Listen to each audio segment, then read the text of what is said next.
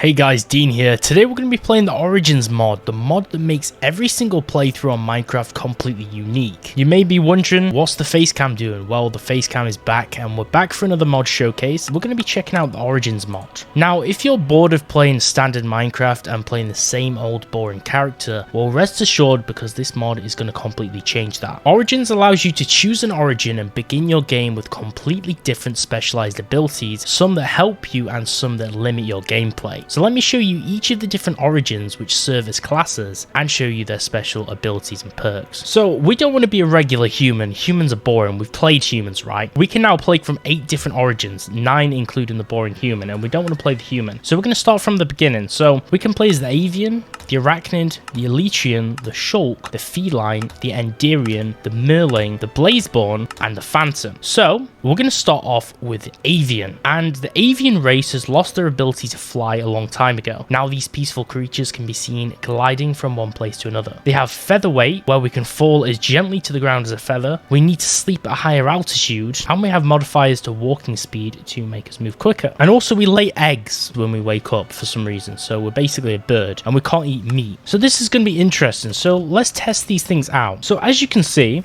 with my nice fancy cape on, we now have slow falling. So we have permanent slow falling as an Avian, and we just glide and drop down, which is really nice, especially with the caves and cliffs update where we have tons of mountains. That's actually super useful. It's kind of hard to show you on the ground because the ground is not always flat, so we're gliding down, but you can see we move a little bit quicker, right? That's because we're just generally lighter on our feet. Let me show you the downside. So let's spawn a bed and let's try and change it to nighttime and spawn and sleep here. So we set it to nighttime, right? It's dark, it's spooky, we need to sleep. Let's put a bed down. Oh no, we need fresh air to sleep. That's because we need to go to a high altitude because we're now a bird. I'm a bird man and I need to go up in the mountains. So let's go find these nice icy peaks up here, up in the Himalayas, where we're probably going to find the Yeti, but no worries because we can just glide down the mountain and run away.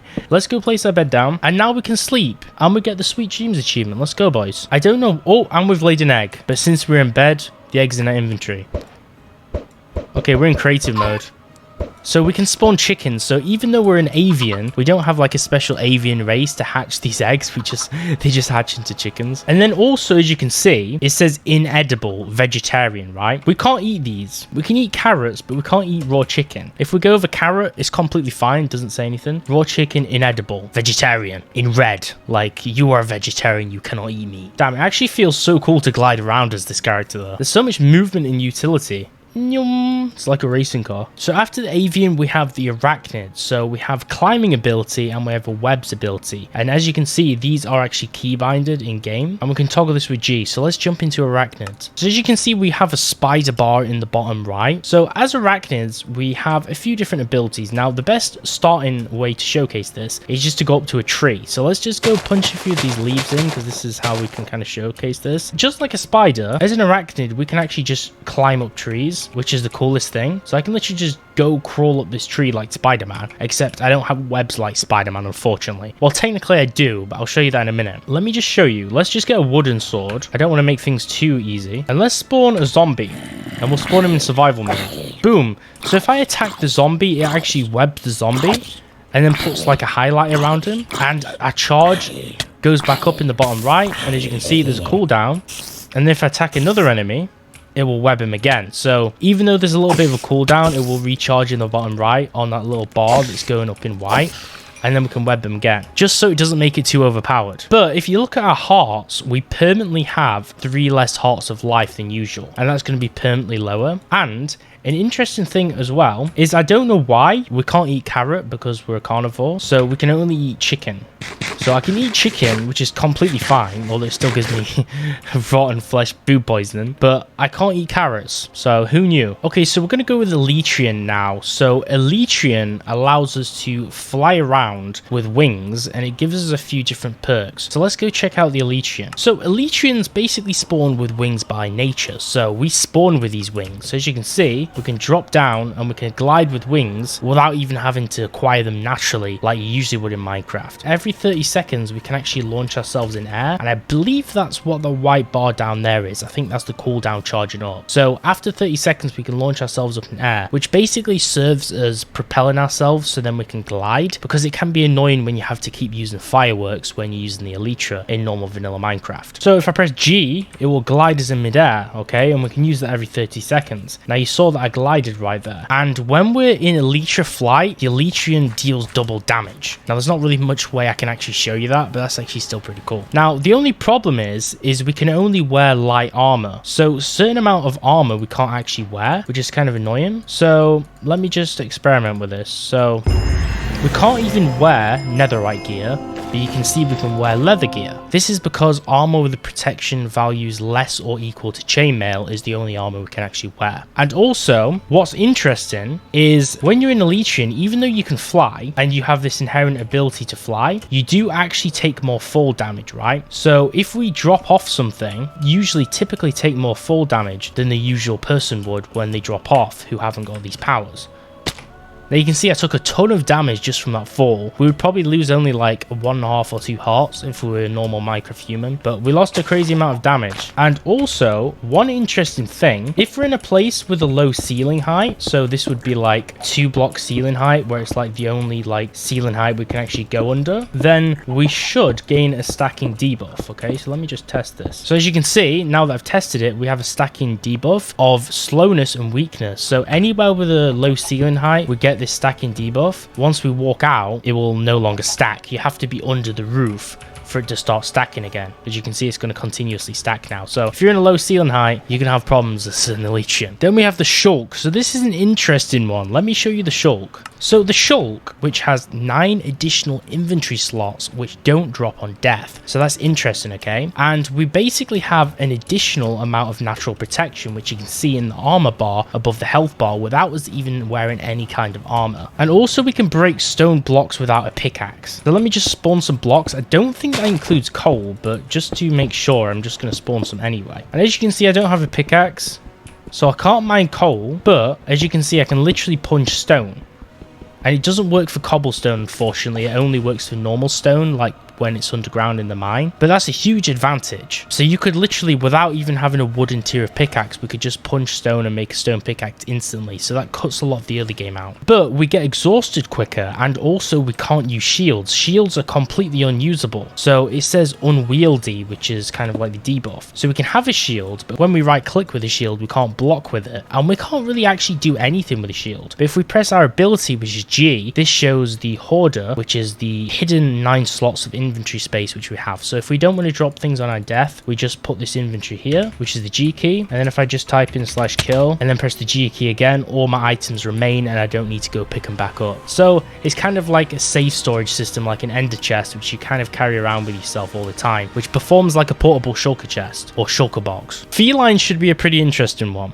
A cat has 9 lives, right? And it always lands on all 4 feet. Well, let's try that, because as a feline, we take absolutely 0 fall damage. That jump was super high because when we sprint, we get boosted jump height. But if we jump while we're standing still, we just get the kind of normal generic jump height, right? But when we're running, we just get this boosted jump height, which is super cool. Also, we have slight darker vision. So when we set the time to night, I'm not sure if you can tell, but if you've used night vision potions before, we can actually kind of see in the dark. So when it says it has slight dark vision, that means that we get slight night vision. So the sky is kind of like a different color. It kind of changes hue, just like what would happen if you took a night vision potion. We get night vision by default. So this is the bonus of the feline class, but you have 1 less heart of life, which you spawn with, okay, which is the downside. So with stone, there's basically something where you can only mine natural stone when there's at most 2 adjacent natural stone pieces. Now, let me show you something interesting as well. Like if you're super scared of creepers usually, no longer do you have to be scared,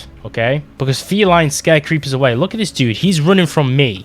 No longer am I running from him, he's running from me. But you can still trigger their explosions though, so don't get too headstrong and like big-headed and go punch them, because you can still trigger them to explode. Especially if you get too close, they're going to run away, but they're still going to get triggered and just blow up. Next up is Enderian. Enderians are pretty interesting. You saw that little ender pearl charge meter, right? Well, Enderians can teleport with ender pearls without even having any in their inventory. So we have no ender pearls, right? What happens if I press the G key? It throws an ender pearl. It recharges. We just throw another one. That simple.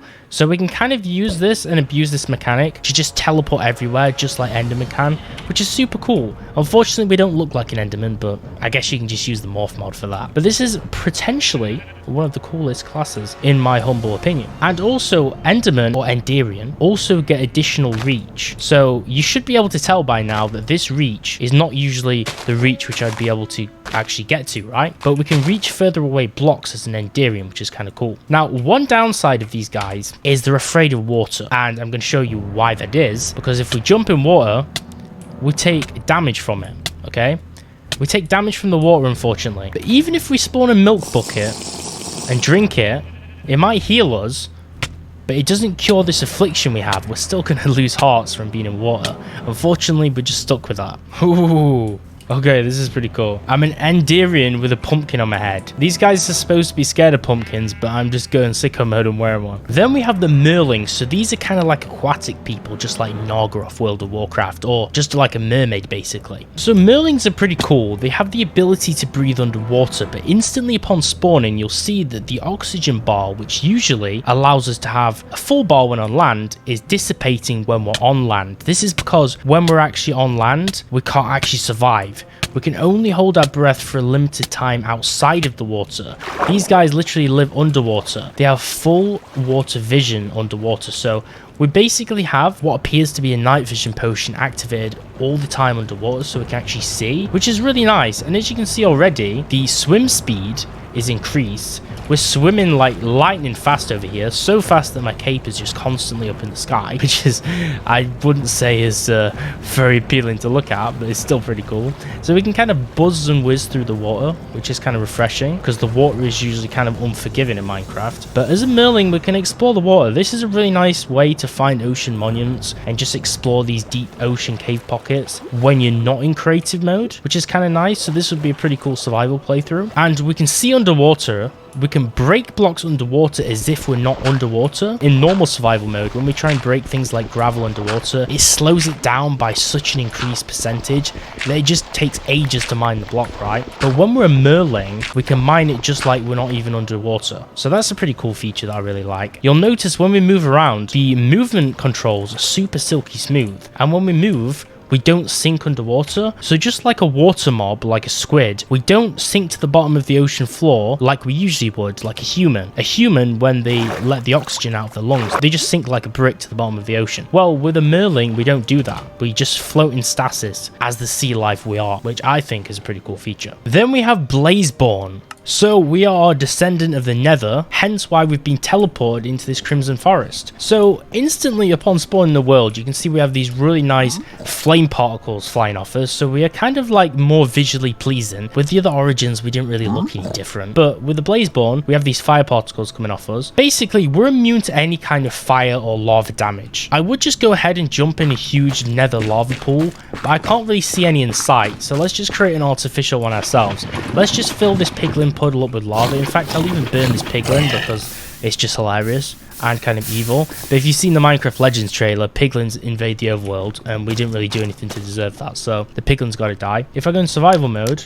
I can set the floor on fire, and when I walk in it, I take absolutely 0 damage, and that is the beauty of being a Blazeborn. And if I do the same by jumping in lava, Blazeborns can literally just go for a swim, just like they were paddling in water, but in lava. How cool is that? It's like literally we're riding on a strider, but we're not. That's what this class is. Let's go ahead and just throw down this splash potion of poison. It does nothing to us. We're immune to poison and also hunger. If you get super hungry, or if you get some kind of debuff which makes you hungry or poisons you, it does nothing as Blazeborn. So witches are kind of useless. But the downside or upside, I guess, is you start in the Nether, which makes for a kind of cool different playthrough. I guess we're just going to cut down some crimson logs instead. Another thing, just like with the Enderians, we kind of don't really have an affinity for water. So let me just make a nice little artificial water pool, just like I did before. We'll do a little bit of architectural work in our nice new... Oh, okay, we can't even put down water here. That's interesting. Wait, why can't we put down water? So I know that we take damage when in contact with water, but apparently we can't even place water. So we can't even place water. So I guess what I'm going to have to do is I'm going to set block as water. That's the only way that we can do this. And then if I jump in the water, we take damage. Okay. So you can't use a water bucket and place it back down. It just completely just burns, which I guess makes sense because we're at a high temperature. And if we sit in water, we take damage. And also, hoglins still attack me for some reason. I don't know what I did to them to deserve this, but apparently he doesn't like me. Now we're going to close out the video on personally my favorite of all of these 8 origins, or 8 custom origins, and that is the Phantom. And you'll understand why I love the Phantom momentarily. Now the Phantom can basically walk through solid blocks whilst in this Phantom state. So you see this tree over here? Yep, I just went straight through it just like it was nothing. And it's the same for blocks. And you can see it gets kind of trippy very quickly because everything gets dark because I'm not supposed to be inside here, okay? This is what's called the Phantom state, and I have no clue if I'm in third or first person right now because I'm invisible. But as soon as I press G, I go into the normal state, which makes my skin still look like a ghost, which is kind of cool, and then I can't go through blocks. So that's switching in between the Phantom state and the normal state. Now, when we're not in the Phantom state, where we can wisp through things, we progressively get more hungry over time, and also we burn in the daylight when we're not invisible. So this is the downside of this origin. And also, we have 3 less hearts of life to begin with, so that makes it even more riskier, and now we're on fire and we've died. So let me show you quickly this Phantom state. So with this, we can literally, it's almost like spectator mode but in survival, right? We kind of have freedom of movement, so we can hold shift to crouch, and then we can go down underground, and this lets us just phase in between all these different caves, and then we can go back to normal state and then go to mine. So this kind of cuts corners in terms of like mining caves and stuff, because we can literally just phase in between blocks, go find like a dripstone cave. We could even use this just to go find a deep dark biome and go straight to an ancient city. Like, Phantoms are probably the most overpowered origin, just because they cut through so much time of digging and mining. You can kind of skip the whole game. It's pretty crazy. And the only downside is you can't float or fly with it, but we've already found this really cool cave, this dripstone cave with this open waterfall come down. So we've already cut corners by finding some pretty cool locations. And now I'm in my Phantom form. So that concludes the end of this video on the Origins mod. You can check out the mod download in the link down below if you want to download it. And also, make sure to give the video a like and tell me what mod you want me to do a mod showcase of in the future. If you want to see more Minecraft videos, subscribe to the channel, and also check out the merch which has just dropped. We have some cool designs and t-shirts on the channel page. You just click on store and you can check them out and support the channel. Damn, that looks pretty crazy looking in the eyes of my skin, especially as a Phantom, and now he's gone. Thanks for watching, guys. Time to go underground. Okay, that never gets old.